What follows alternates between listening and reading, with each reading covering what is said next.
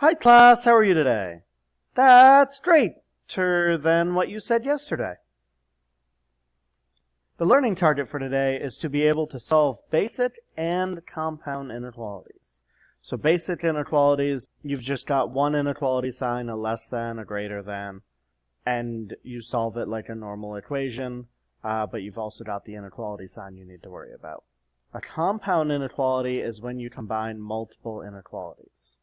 And we'll talk more about that as we go along. For the scale, you're a 3 if you can solve basic and compound inequalities. You're a 2 if you can solve basic inequalities. You're a 1 if you can solve two-step inequalities.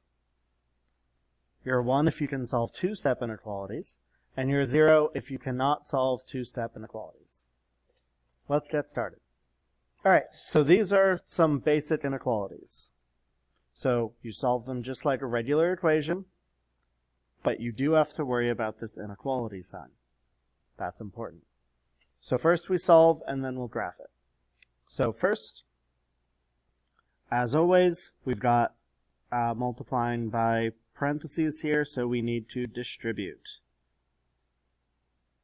Negative 7 times n is negative 7n. Negative 7 times 3 is a negative 21, is greater than 0. Okay? Then, like normal, add 21 to both sides. And you get negative 7n is greater than 21. So far, so good, just like a regular equation. Then, we need to divide both sides by negative 7. When we do that, we get n, and we need to change this inequality sign. Whenever you multiply or divide both sides by a negative, we need to change this inequality sign. So now 21 divided by negative 7 is negative 3. So n is now less than negative 3. And that's the answer, and then we graph it. It's less than, and it's not equal to. There's no line underneath, so we put a circle at negative 3. So here we have 0, over here we have negative 3, open circle, and then you shade everything to the left. If you want to put an arrow, that's fine, whatever you do.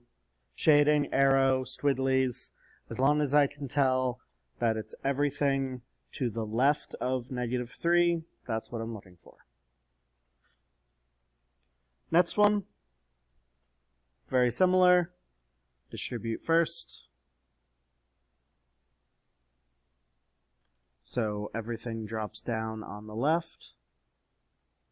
2 times x is 2x. 2 times negative 4 is negative 8. Bring the x's together. That's what I always like to do. And you always start with the smaller one. Negative 3 is smaller. So add 3x to both sides. So we get 7 is less than or equal to 5x minus 8. Add 8 to both sides. 15 is less than or equal to 5x. Divide both sides by 5. Now this is a positive 5, so we do not change the sign. So it's going to be 3 is less than or equal to x. Now, normally we can just turn this around and say, if 3 equals x, then x equals 3. But with this, remember we need to change it. We change everything. We flip it around, we flip the sign. So if 3 is less than or equal to x, that means x is greater than or equal to 3.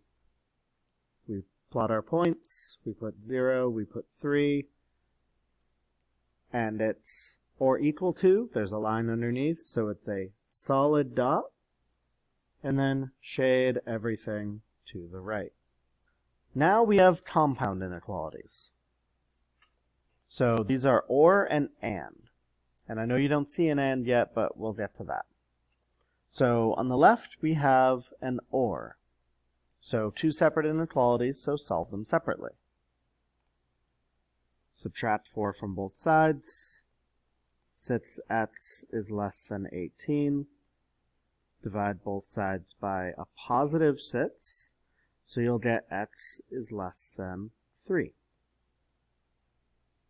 On the other side, add 8 to both sides. 5x is greater than or equal to 40. Divide both sides by a positive 5, so x is greater than or equal to 8. And this is an OR. So we say x is less than 3 or x is greater than or equal to 8. So we can go ahead and put the numbers on our graph. So let's throw 0 here, 3 here, and 8 will be over here, making sure to count these correctly. Don't have to write down all the numbers as long as it's set up to where 3, 4, 5, 6, 7, 8. We can tell that it's all evenly spaced. So x is less than 3 or greater than or equal to 8. When it's an OR, you do everything that you see here. So open circle for 3 and shade to the left.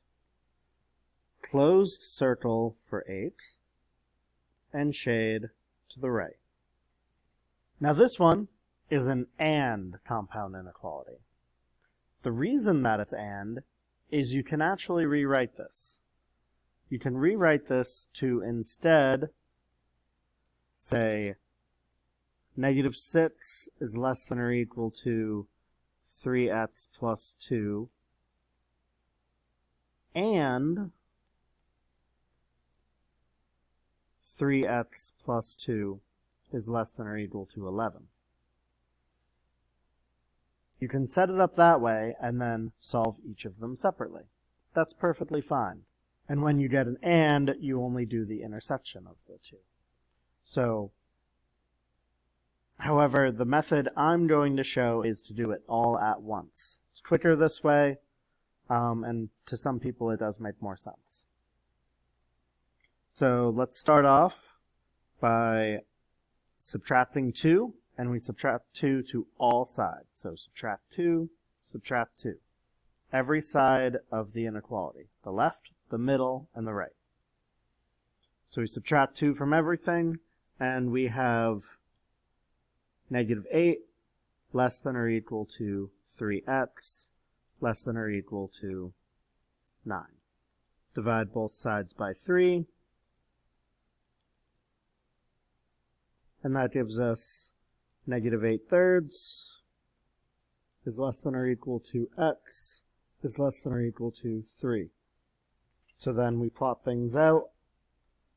Let's throw 0 here, 3 here, and then -3 over here.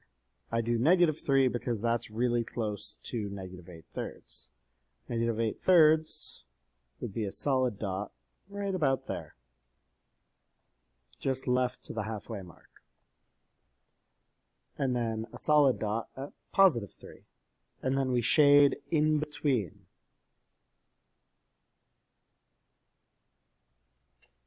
So everything in between gets shaded. And again, another way to write this is to just say x is greater than or equal to -8/3 and x is less than or equal to 3. Knowing that I flipped this sign because I flipped to where x and -8/3 were. Alright, now time for the sponge. I want you to solve and graph each inequality. First one on the left, -4x minus 13 is greater than -21, a basic inequality. Number 2, 8 is less than 3x minus 7 is less than or equal to 23. That's a compound inequality.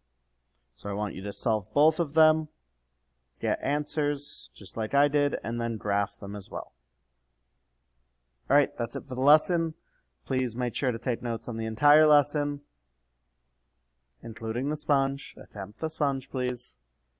Take a picture of everything, submit it all to Google Classroom, and have a good night.